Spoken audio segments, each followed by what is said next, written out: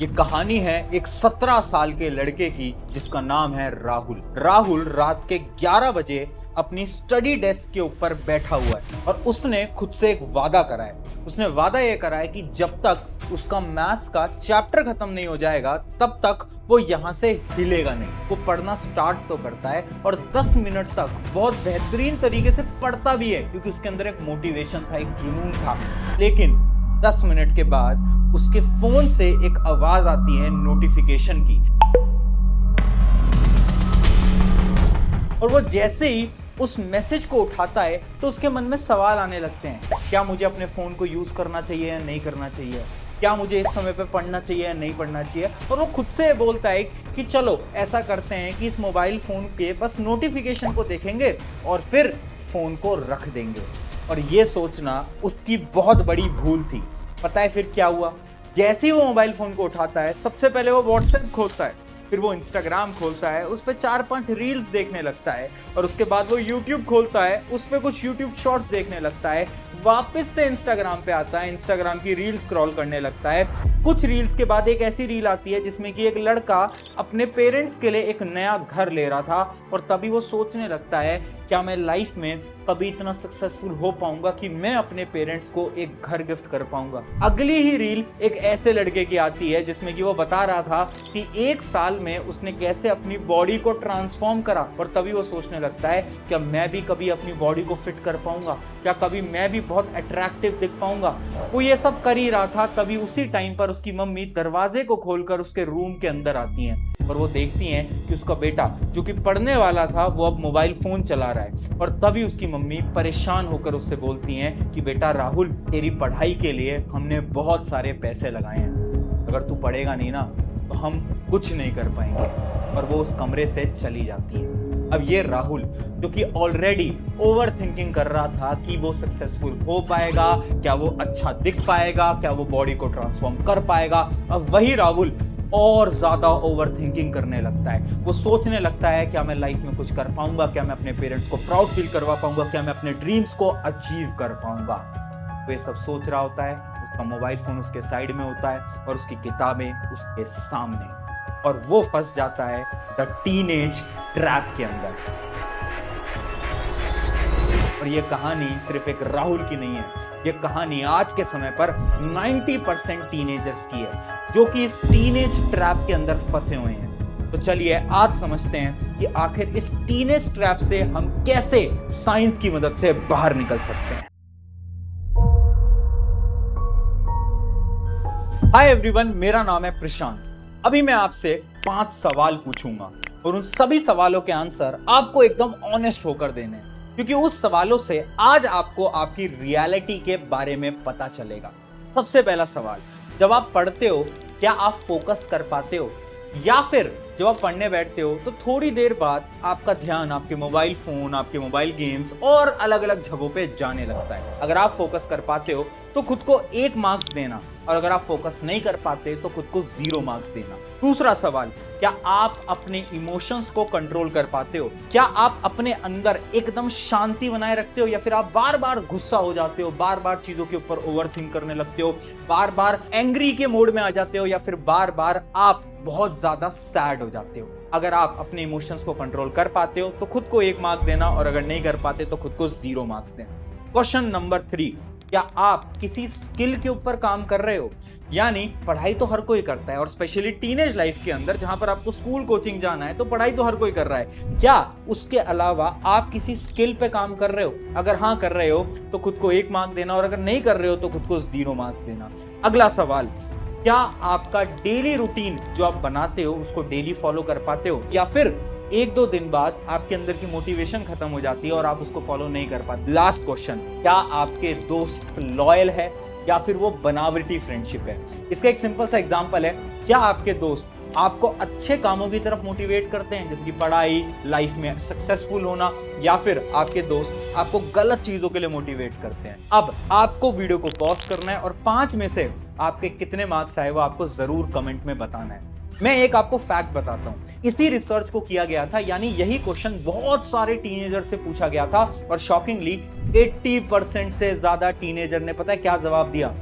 Score आया 0, शायद आपका स्कोर भी 0 हो सकता है। अगर आपका स्कोर 3 से कम है तो welcome to the teenage trap, क्योंकि आप भी फंस गए हो इस टीनेज ट्रैप के अंदर, जिसके अंदर 90% टीनेज ऑलरेडी फंसा हुआ है। इसके सॉल्यूशंस मैं बताऊंगा, लेकिन उससे पहले अगर आपको ऐसा लग रहा है ना कि आप यहां पर अकेले हो, तो ऐसा बिल्कुल भी नहीं है। पता है क्यों? क्योंकि साइंटिफिकली हर एक टीनेजर इस चीज को फेस करता है। और ये होता क्यों है? ये होता है हमारी एज की वजह से। साइंस में हम एक टर्म बोलते हैं प्यूबर्टी।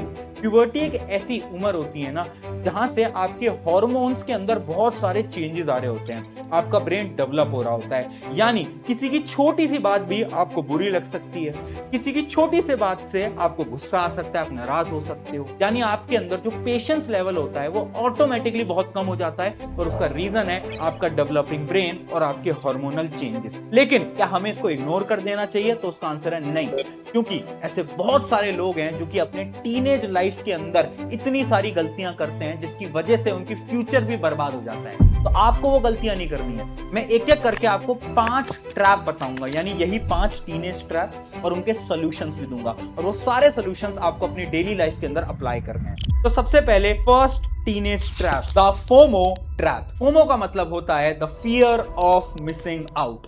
इसको एक सिंपल से एग्जांपल से मैं समझाता हूं। इमेजिन करो आप इंस्टाग्राम पे रील चला रहे थे और आप रील में एक लड़के को देखते हो जिसने एक शर्ट पहनी हुई है, वो शर्ट आपको बड़ी अच्छी लगती है। 2 रील बाद एक और कोई लड़का था जिसने वो सेम शर्ट पहनी हुई थी। तो अब क्या है, आपको ये लगने लगता है कि यार ये जो शर्ट है ना, इसका तो ट्रेंड चल रहा है। और अब आप क्या करोगे, आपको शायद शर्ट की जरूरत भी नहीं होगी, लेकिन फिर भी आप उस शर्ट को कुछ दिनों में ऑनलाइन ऑर्डर कर दोगे। इसके और भी बहुत सारे एग्जांपल है, जैसे कि आजकल ट्रेंड हो गया है कि अपने दोस्तों को इंस्टाग्राम पे रील भेजने का, तो आप भी शायद उनको ये रील्स वगैरह भेजते रहते होगे। क्यों? क्योंकि वो ट्रेंड बन गया है। और अगर आप ट्रेंड को फॉलो नहीं करते तो आपको होने लगता है फोमो, यानी फियर ऑफ मिसिंग आउट। और ये आज के समय की सबसे जेन्युइन प्रॉब्लम बन गई है। अब आप पूछोगे कि इसमें प्रॉब्लम क्या है, इसमें गलत क्या है? गलत शुरू होता है जब हम फोमो को बहुत सीरियसली लेने लगते हैं, यानी फोमो की वजह से हमारा ये जो दिमाग है ये ओवर थिंकिंग करने लगता है। इसका एक सिंपल सा एग्जांपल मैं बताता हूं।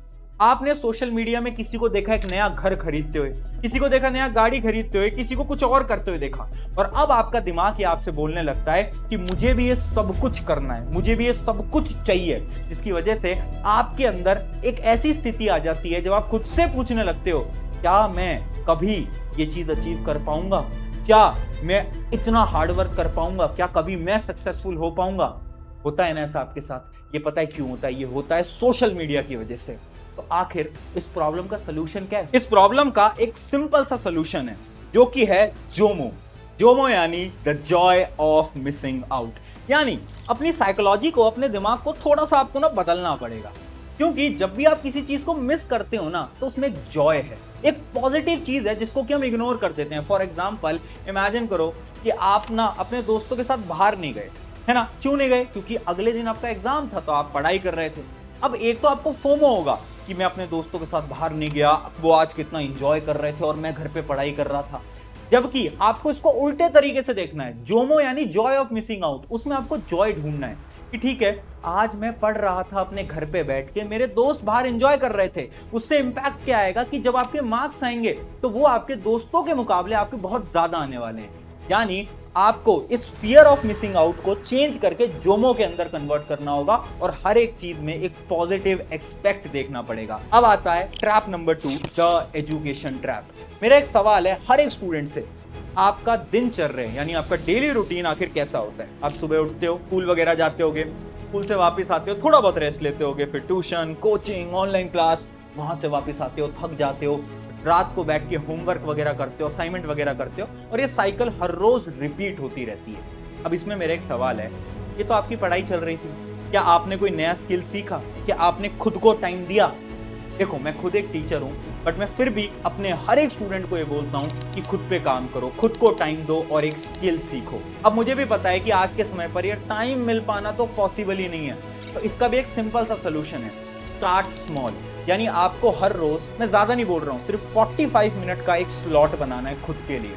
इसमें आप कुछ पढ़ाई से हटके सीखोगे, एंड ट्रस्ट मी, अगर आपने ये चीज आज से करना स्टार्ट करा ना, तो धीरे धीरे धीरे आप जो भी नया स्किल सीख रहे हो, शायद वो वीडियो एडिटिंग हो सकता है, ग्राफिक डिजाइनिंग हो सकता है, बहुत सारे स्किल्स हैं, किसी भी स्किल को हर रोज सिर्फ 45 मिनट दो, और धीरे धीरे धीरे आप 1 महीने के अंदर उस स्किल को अराउंड 20 घंटे देने लगोगे।